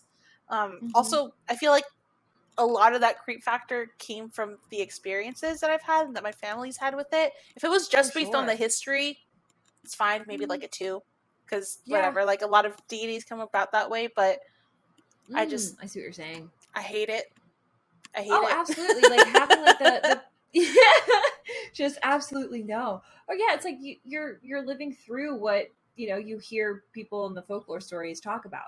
So I think that it's like a whole new, like, look on this story, and I like a whole new take on it, and I never experienced that before, so it's so cool. Yeah, it's oh my god, Bab, you're a legend. You're a legend. Oh, thank you. Dude, we're paranormal investigators, and we're legends. Oh my god, fuck yeah. Put that on a tombstone. Yeah. Oh my god. Okay. Thank you so much for sharing your stories, Bev. That was fucking amazing and super chilling. And thank you for taking this, like, whole, like, folklore to, like, a whole new level for us. Would you please stop yelling at me? I have a cat screaming at me currently. So anyway, thank you so much for listening to our creepy stories and our wild speculations. This is the Dark by Design podcast. Like, comment, subscribe, and follow for more monstrous episodes released every Sunday at midnight. You can find more information about today's topic on the show's website at darkbydesignpodcast.com or on our YouTube, Instagram, TikTok, and Twitter at darkbydesign_podcast.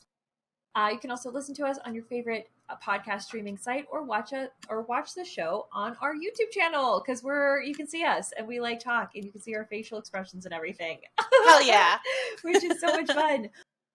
Also, by the way, Simon says to follow us and Saint Simone says to follow us. Hell yeah. Hopefully, maybe not, just kidding. Saint Simone, I'm not bringing your ass into this. Simon says to follow this. After knowing what I know about this man, do not come near us, Saint Simone. No, thank you. I'm not claiming that energy. But in the basic childhood, like game-wise, please go ahead and follow us. That would be really cool. Also, if you guys go ahead and rate us 5 stars over on iTunes or on Spotify, we'll go ahead and shout your name out at the end of the episode. Hell yeah, we can start doing that. Yeah, and let us know and how much you love us, and we'll let you know how much we love you back. That would be super great and greatly appreciated. And we love you so much. And in addition, we would like to hear more from you, because this is a two-way relationship. And so we would like to hear your creepy stories or personal true crime stories or just gross stories too. And we would like to share that with the Coven members, if you would greatly so appreciate that. So if you would like to hear your story read on the show, go ahead and DM us your story on our socials and or email us at darkbydesignpodcast@gmail.com. All of this which is linked below or in the description of the episode, so you can easily access everything. Yeah, and if you have listener stories, in the subject line, just go ahead and put listener story so that we know what it is and we can get to it first. Yeah, so we can properly organize and sort our email. Hell yeah. Thank you. But without further ado, I guess we bid you adieu, my fellow listeners and watchers. Be nice to yourself, be nice to other people, and we will see you next, I guess, Sunday at midnight. Sunday at midnight. Peace. Bye.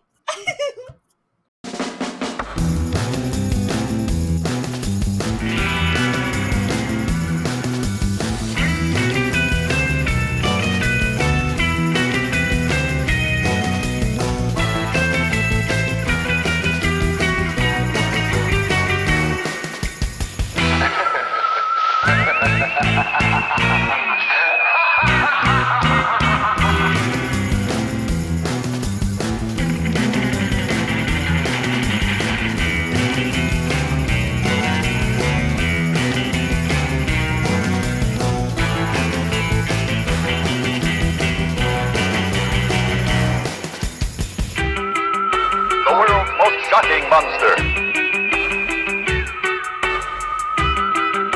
Never have you known such cringing terror, such sudden shocks.